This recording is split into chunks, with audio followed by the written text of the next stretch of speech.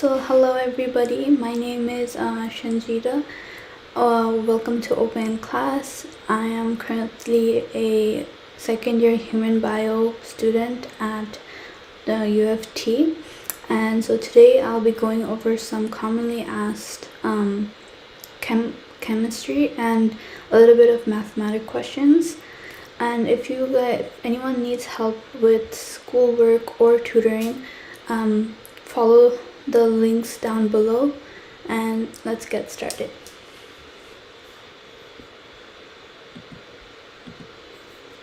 So the first question says, what is the density of water at 1 gram per milliliter? How can we measure density? So it's asking for the density of water at, so when is the density? So they're asking for basically the temperature. So the density of water, 1 gram per milliliter, when is it? So basically at like what temperature? So I'm just gonna write equals what temp, as in temperature. And so basically 1 gram, I would also like to mention this, 1 gram over milliliter is basically the same thing as 1 gram per cubic meter. So 1 milliliter is equal to 1 cubic meter. And so basically as the temperature of warm water decreases, the water molecules, so the H2O molecules,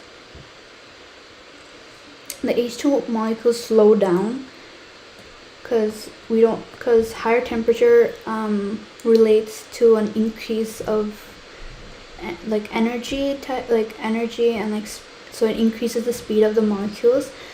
And so since it slows down the density,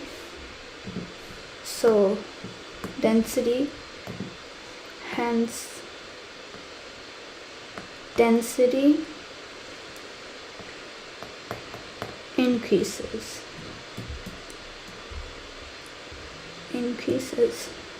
So basically, we can say that as temperature, if we have low temperatures, I'm denoting temperature as T. Low temperature equals to an increase of density, so as in D. So it's from scientific knowledge and research and all of that. So they're saying that at 4 degrees Celsius, that this is when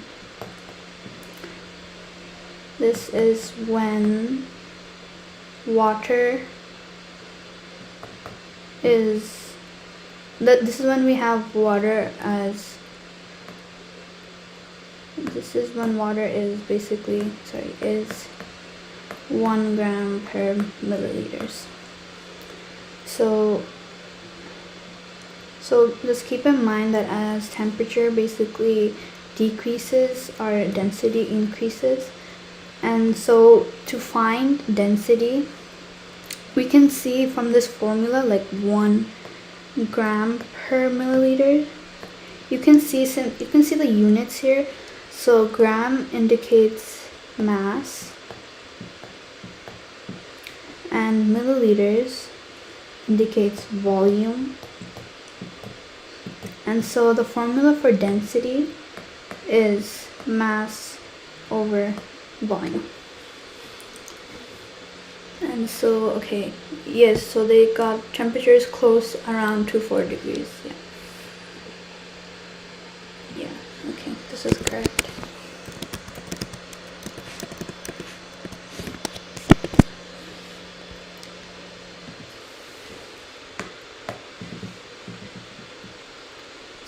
okay, our next question says, what is the molecular weight? So, molecular weight of sodium hydroxide.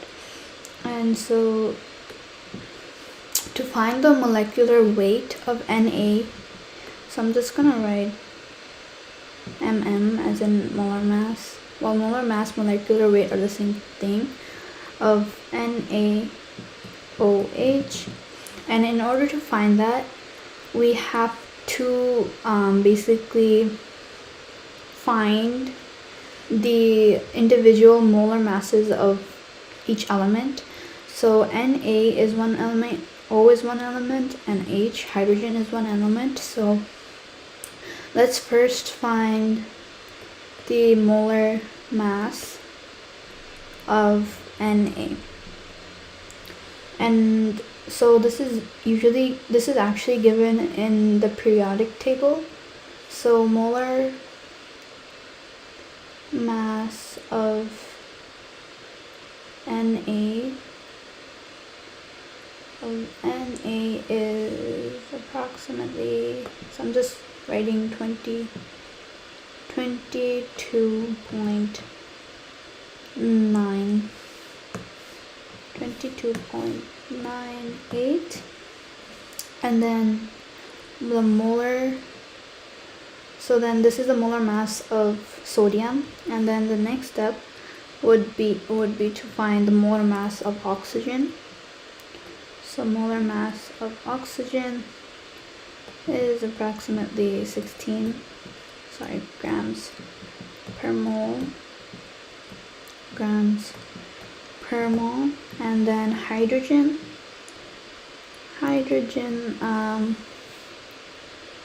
is around 1 point something.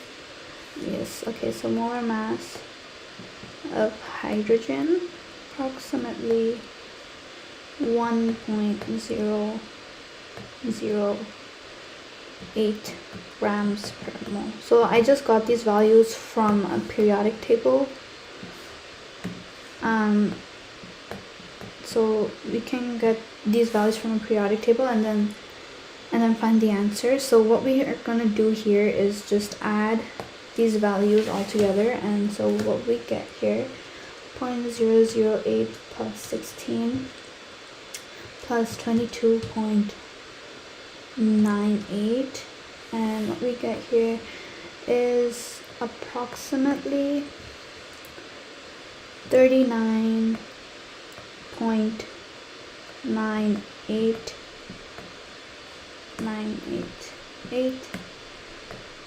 grams per mole. So we can say that the molar mass of NaOH is approximately 39.988 grams per mole.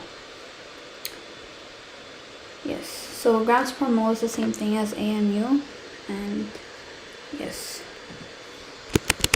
this is the correct answer.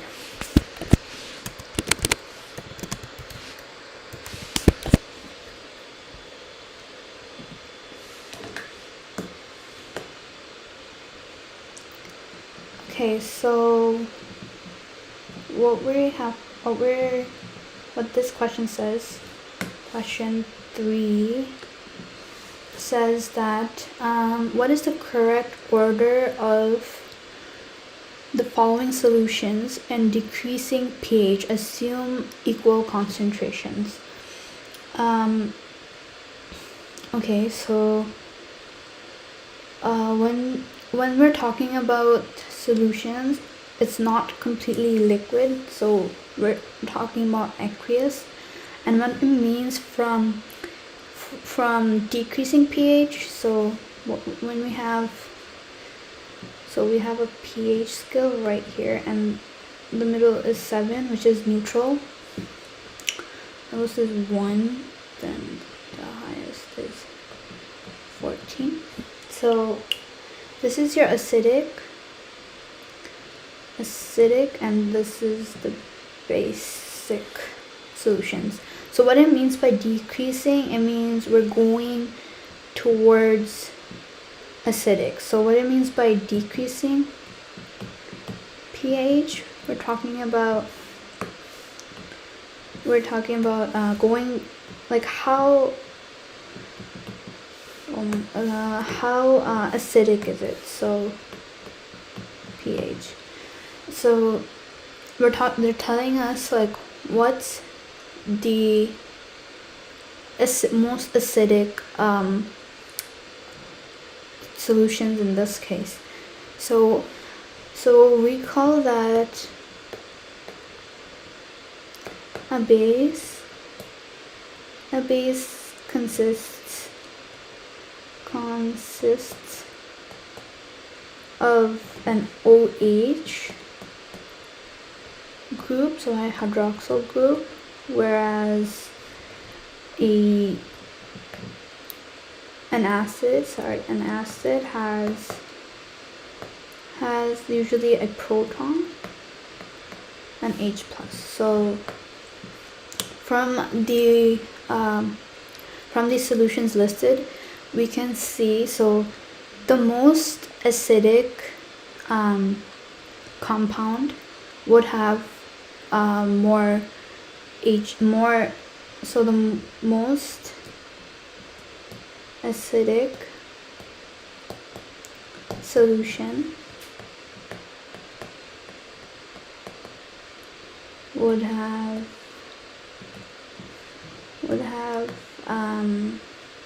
like higher numbers of oxygens, yes.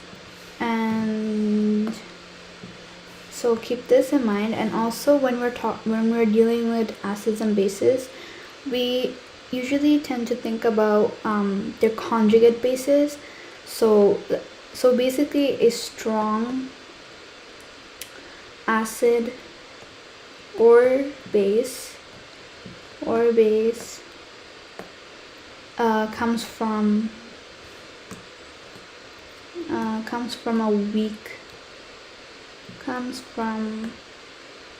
a weak base and a weak acid.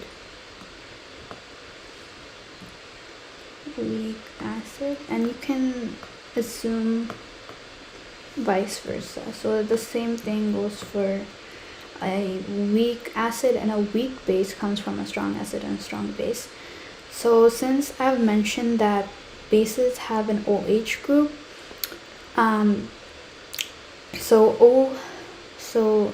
whereas for bases, when we're looking at bases, the strongest base would have only one group of OH, and one group of OH usually bound to a monovalent cation. So cation are an ion basically. So I'll write strongest base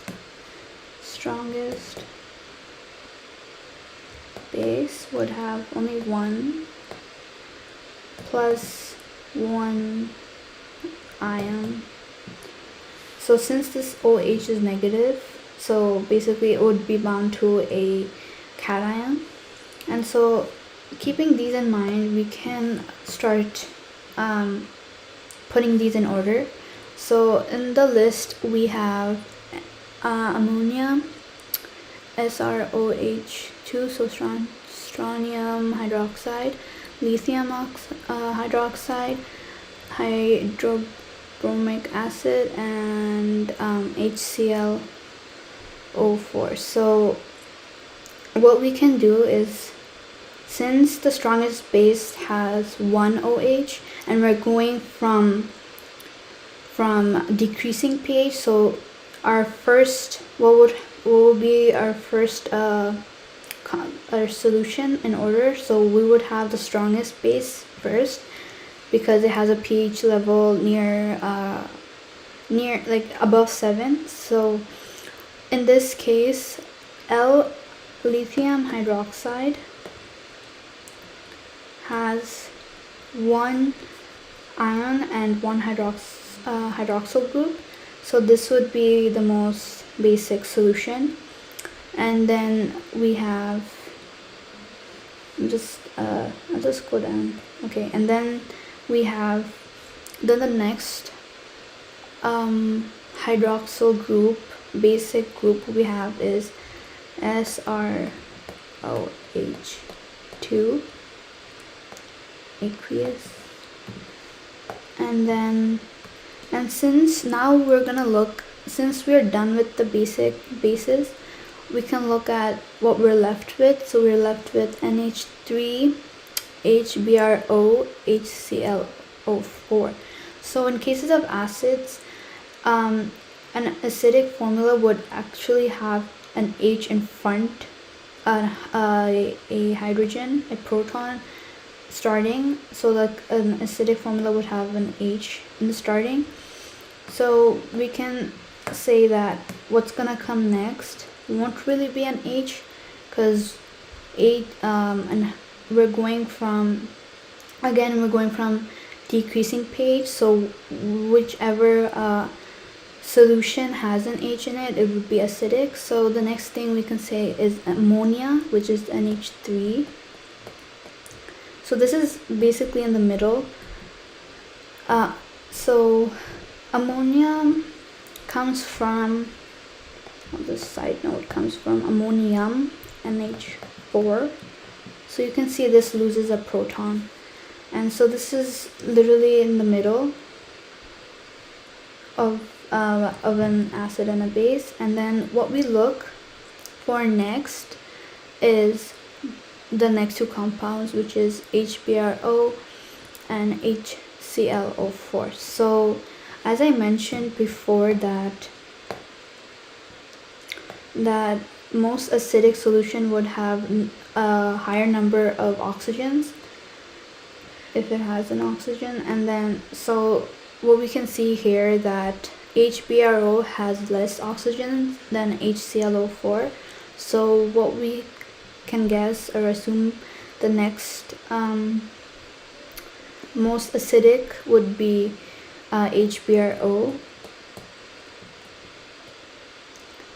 aqueous. And so that leaves us with HClO4 being the most acidic of decreasing pH.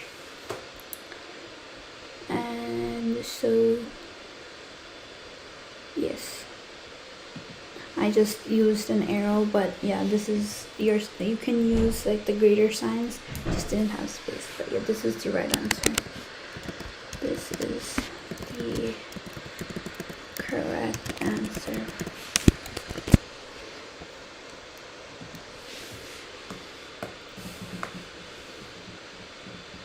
Okay, and so our next question says, how do you convert grams per centimeter cube to grams per milliliter? So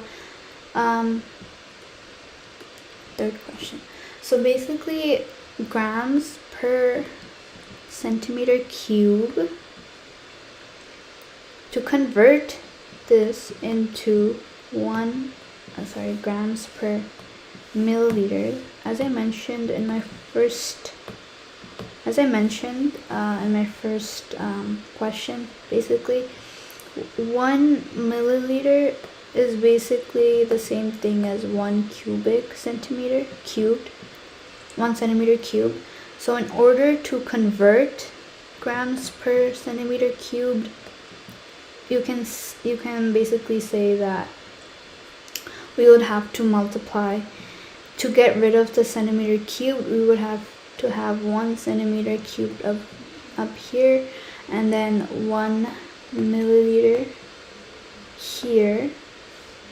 Sorry, I should just, like this smaller. Okay, so we can have, 1 centimeter cubed would be multiplied by 1 centimeter cubed over milliliters. And then in order to cancel milliliters, so then this would basically, so these two get cut out, and this would actually be grams per milliliter. So basically 1 milliliter is equal to 1 cubic meter. And yes, so this is right.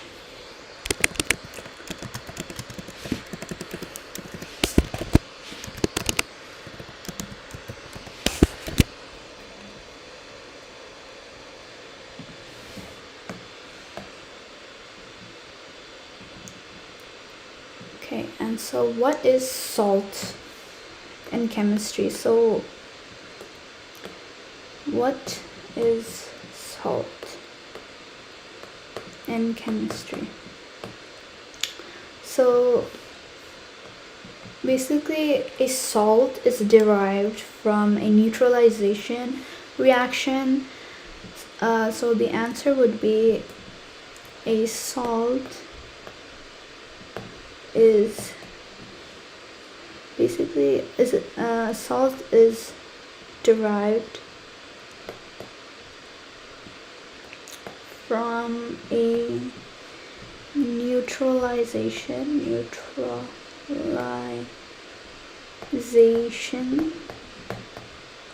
reaction between a strong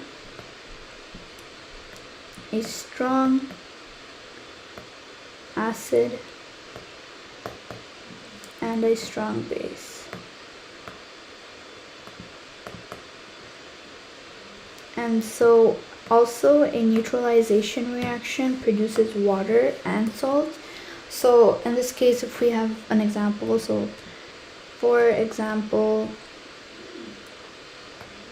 we have HCl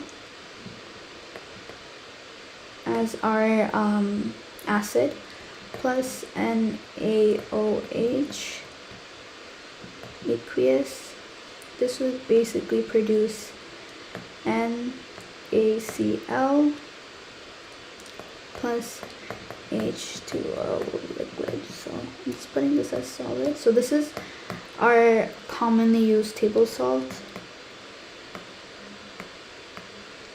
And so this is how salt is formed. So how salt is formed. So it's between a strong acid and a strong base. So it's from a neutralization reaction. And in this case, HCl is a really strong acid, and sodium hydroxide is a really strong base. And yes, okay. So, and it is an ionic compound. Yes, okay. This is correct.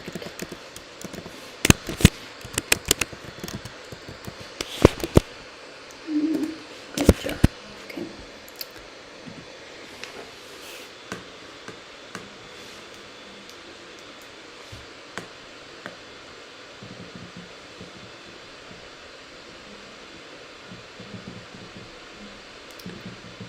So our fourth question says, what is the molar mass of table salt? So what we just looked at. So this also goes back to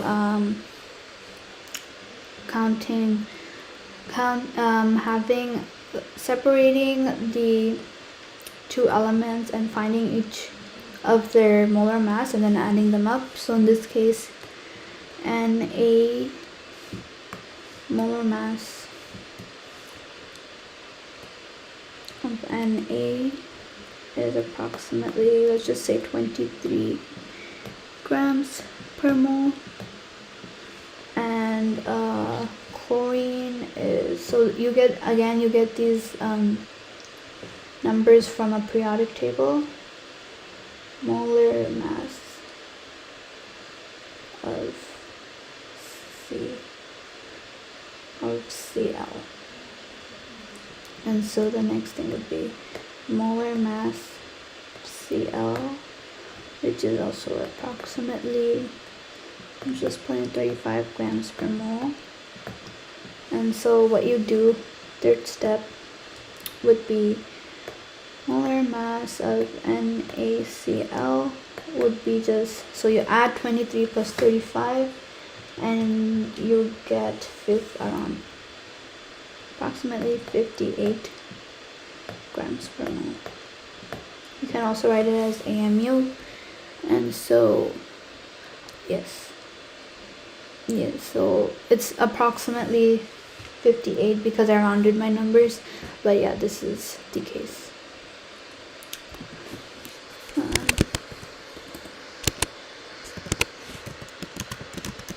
So it varies if you round your numbers or not, and if the question says to round your numbers, but usually stick what is given with the periodic table. That's my suggestion. Good job.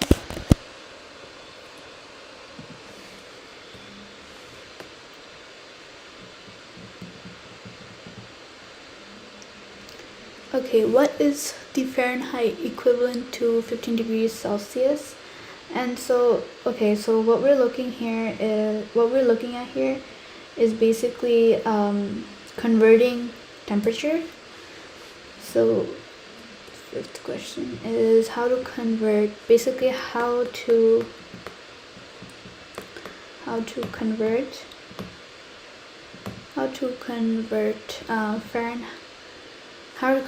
Celsius to Fahrenheit. So Celsius to Fahrenheit. Okay, so to do this, there's actually a formula to do this. So basically so at 0 degrees Celsius, this is equal to 32 degrees Fahrenheit. And so we can say that 0 degrees Celsius times 9/5. So this is it's derived from scientific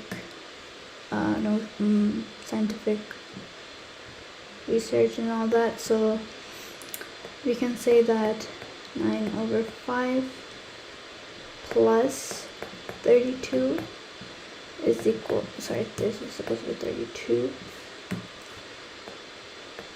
plus 32 is equal to 32 degrees Fahrenheit. And so in this case, they're telling us to convert 15 degrees of Celsius, and in order to do this, you just substitute where 0 is, you substitute 15, and so you do 15 degrees Celsius times 9/5, and then plus 32, and whatever this equals to. So we know we can further convert this, and this becomes 3 times 9 plus 32, and then this would be, so this is 27 plus 32, 27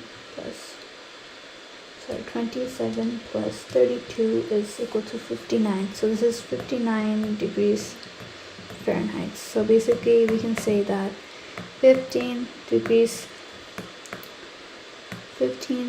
Celsius is equal to 59 degrees Fahrenheit. And yes, okay, this is correct. Okay.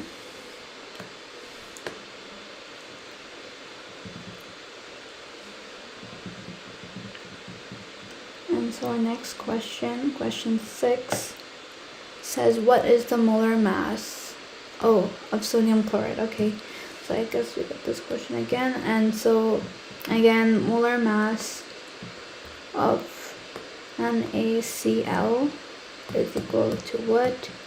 And so the first step is to find mm of Na, which is approximately 23 grams per mole. And then you find these are given again in the periodic table. You just open up the periodic table and find these values. Cl is approximately 35 grams per mole. And so the last step would be to find the molar mass of NaCl, which is approximately 58 grams per mole. So basically grams per mole and AMU is the same thing. Just to AMU. And so, yes, so this is what we get approximately. I just rounded my numbers, so yeah, this is correct.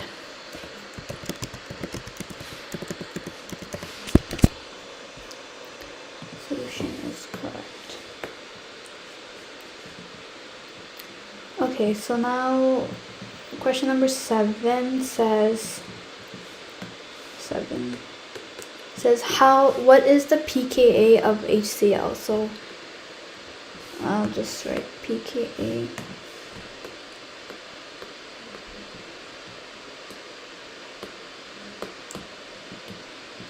So recall that HCl is a very strong acid. Since it is a very strong acid. So we know this because, first of all, HCl is derived from a weak base. So we know this because that HCl is so I'll just write because it comes from a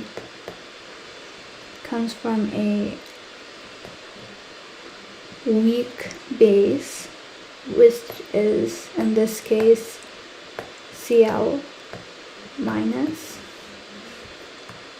and so it comes from a weak base. Ultimately it is a strong acid, and to find the pKa, what we have to do is we have to have an equilibrium reaction happening. So what we are going to do here is HCl reacts with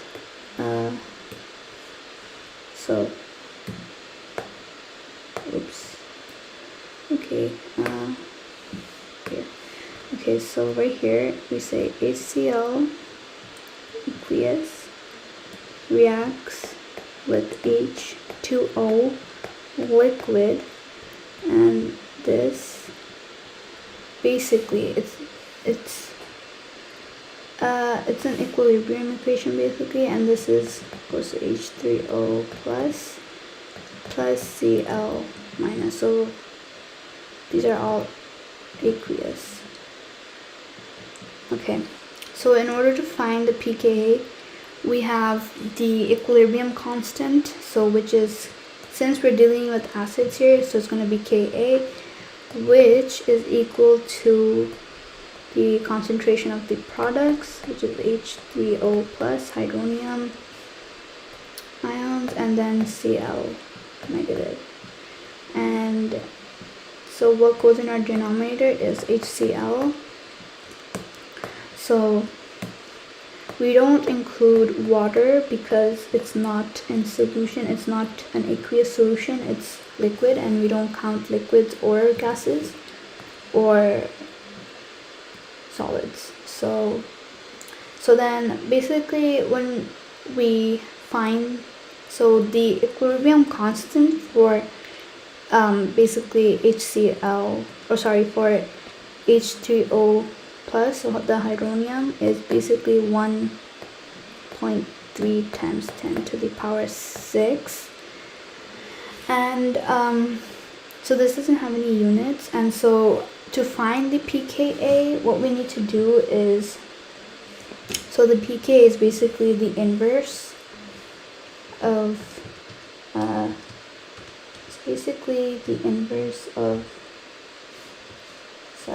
so 1.3 times 10 to the power 6. So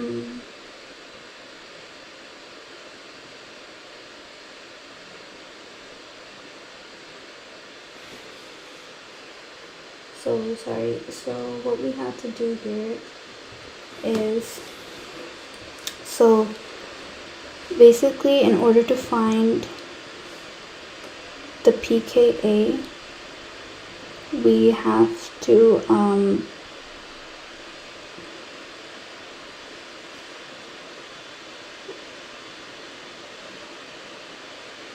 and so what we have to do here is the pKa is, sorry, it's the log of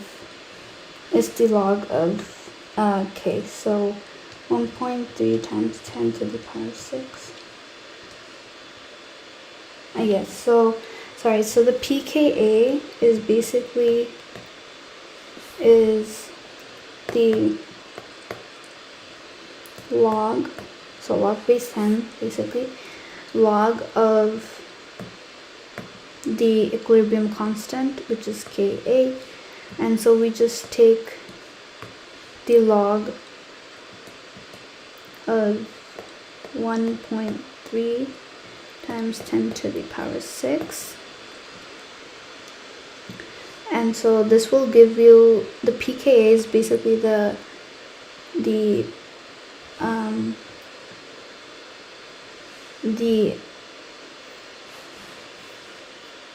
it's the negative log of the Ka. So what we get here is negative 6.11, and in order to basically find, so this would give us negative 6.11.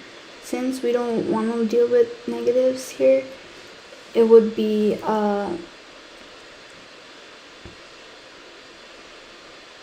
so this would be the strength of the acid. So basically,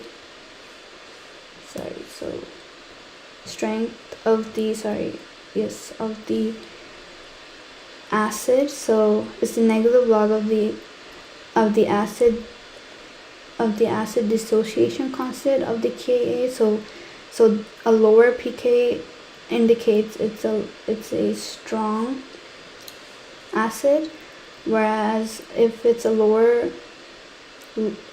high value, if it's a high value, then it's a very strong base. So since we have a negative here, we want it to be a positive. So what we can do here is add 14. So basically negative 6.11 plus 14. What we get here is basically 8. Oops, no, never mind. We can just leave this as it is. Negative log of 6.11. Yes, we could just leave it like this. And yes, this is what I get. And the pKa, so this is basically the pKa. So pKa is negative 6.11. This is what I get.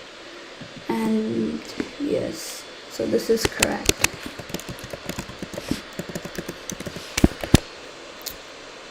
Okay.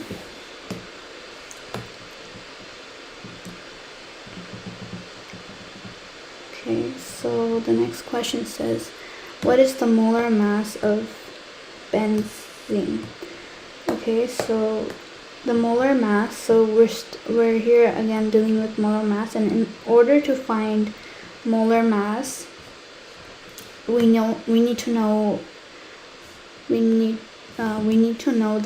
molecular formula of that compound. So MM of, let's just say, benzene. So a benzene, so this is a benzene structure. So it's basically a hexagon.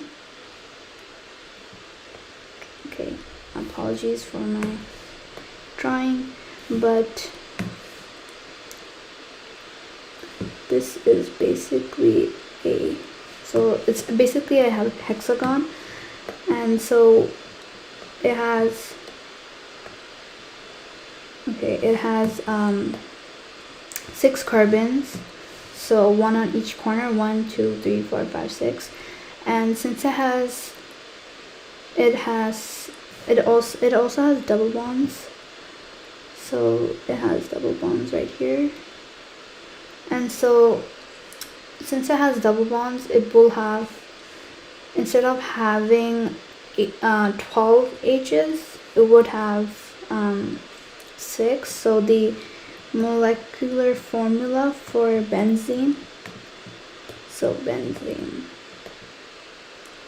is basically C6H6.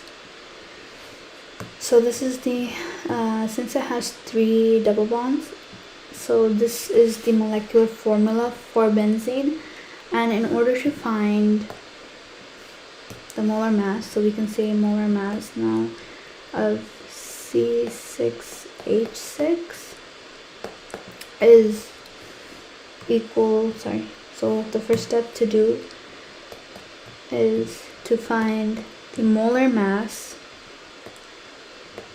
of carbon. And so the molar mass of carbon, it's approximately 12. I'm just rounding the figures, so 12 grams per mole. And then our second step would be to find the molar mass of hydrogen, which is approximately 1.008 grams per mole. And so we look at our formula, and we see we have 6 carbons and 6 hydrogens. So what we're gonna do with the molar masses of each of them, we're going to multiply by 6. And so from the first step, we have, so we're going to multiply 12 times 6. So we get molar mass of C6 is 72 grams per mole. And then from the second one, we have molar mass of H6. And so we can say that we have 8 times 6, which would be 6.048 grams per mole. And then what we have, and then we just add these together, and what we get is 78. We get 78.05 grams per mole. And so the molar mass of benzene, or C6, molar mass of C6H6 is approximately 78.05 grams per mole. And so this is the answer. Yes, so I rounded my numbers. This is why I got 17.05, but this is the right answer.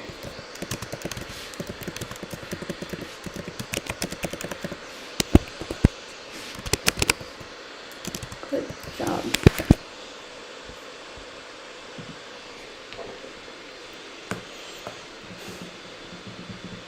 Okay, and so the next question says,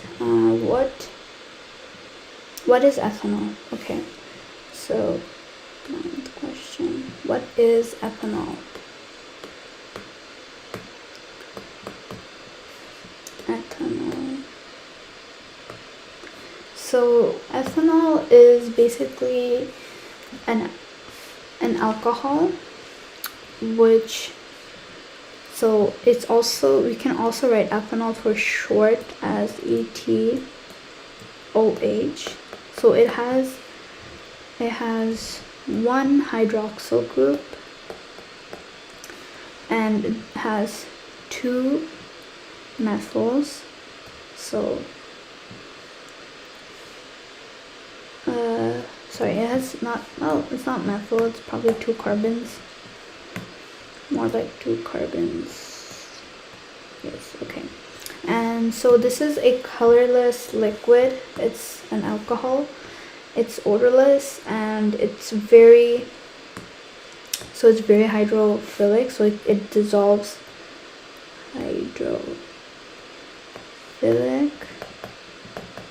dissolves in water very rapidly.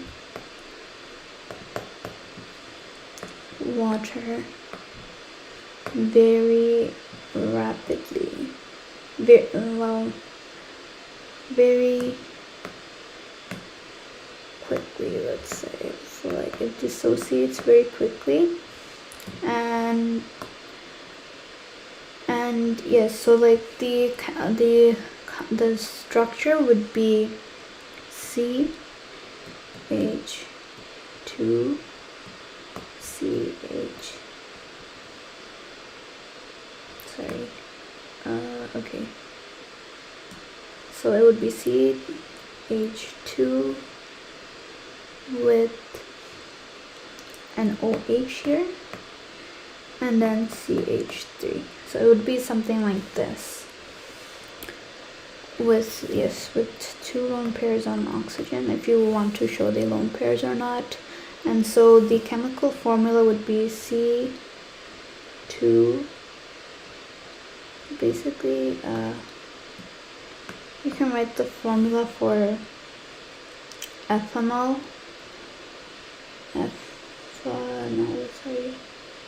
Is basically,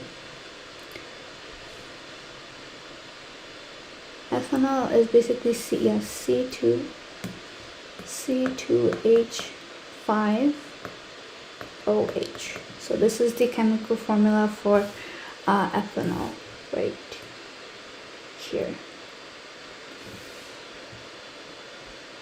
Okay, this ethanol, it has an hydroxyl group and a methyl group. Yes, so it has 2 carbons. And yes, this is correct.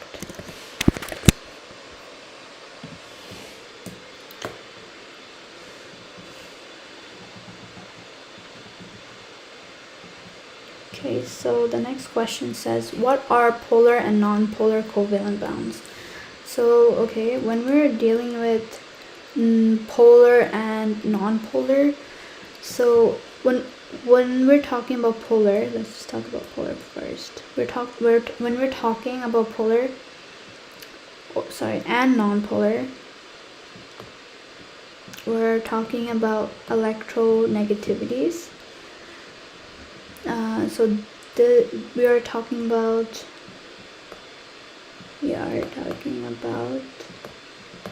electro. I'm just gonna write electronegativity of elements, basically. Elements or compounds. And so when we're talking about polar, so in case of, let's say, polar, what this means, so there's a chart for electronegativity. Polar. So when we're talking about polar, we're talking about the bond, basically the strength of the electronegativity. So when we're talking about polar, I'll give an example. So for example, a polar bond would be an element, so a compound, let's say OH. So in this case, this is a polar compound, since polar covalent compound, because it's covalent, because we're sharing electrons here. and so it would be polar because because oxygen is more, so let's say more electronegative, so I'm just writing E minus, than OH, than H. So the electronegativity of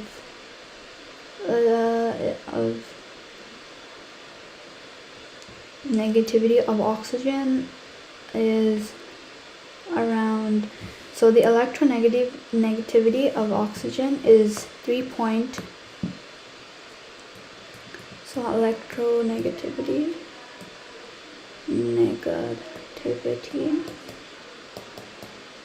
of oxygen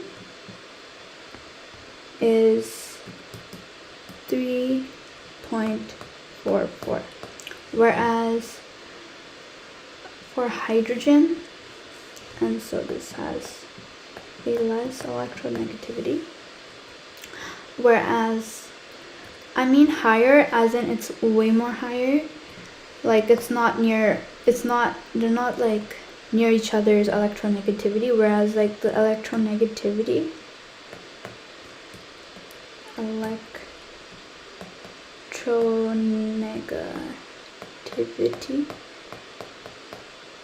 of hydrogen is 2.2.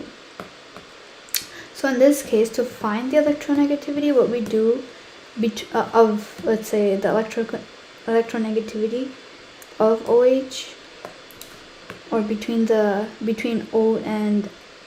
oxygen and hydrogen. So what we do is we basically subtract the most electronegativity of the most electronegative element from the least electronegative element. So in this case would be 3.44 minus 2.2. So what we have here would be around 1.24. So this is the electronegativity between these two, and this is why this is polar. Whereas if we were to look at non-polar, so for example, we can have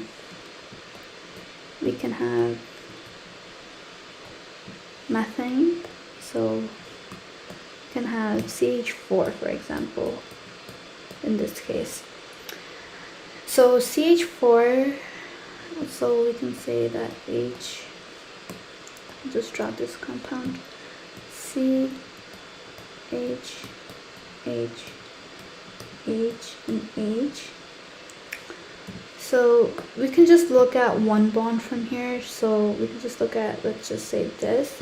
And so the electronegativity, as we know, for hydrogen, so I'll just write E minus of hydrogen is 2.2, whereas of carbon, electronegativity of carbon is equal to 2.55. So from this you can see how these two have nearly the same electronegativity, and so when we subtract the higher number from the lower number, what we get, okay, so electronegativity of methane, or negativity, is what we have here is 2.55 minus 2.2, and so what we have here, is basically 0.35. So this is literally the difference between the electronegativity, and you can see how this is very low compared to the polar one where it was 1.24. So this is why this is called a non-polar covalent bond, whereas this is called polar, since it has a bigger electronegativity. And what it means by a more electronegative element, it means that the electrons sharing, it's the more electronegative element is pulling it towards itself. So in this case for oxygen, the electrons, it's pulling the electrons to itself more. So that's what it means by a more electronegative element. And so in this case, this is what a polar and nonpolar covalent bond is. And so they have methane and they have water. Yes, okay. Oh yeah, I should have said this was water, sorry. Okay, not OH but water, but yeah. This is basically, so you basically guys, basically between a covalent bond, so basically this is basically the same case, as in a polar compound means that it has a more electronegative element that's pulling the electrons more to itself, whereas for nonpolar, it's basically they're sharing and there's not a big difference between its electronegativity. So yes, so the nonpolar for methane and polar covalent for water, yeah, so this is right.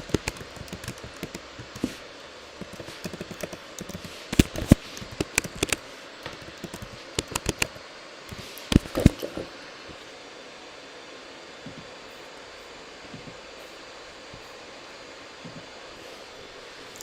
And so we're done with all the questions for today.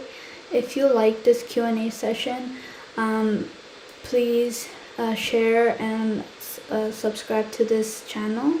And if you have any personal questions of your own, there are links down below where you can follow and ask your questions. And if and other than that, this is Shanjida.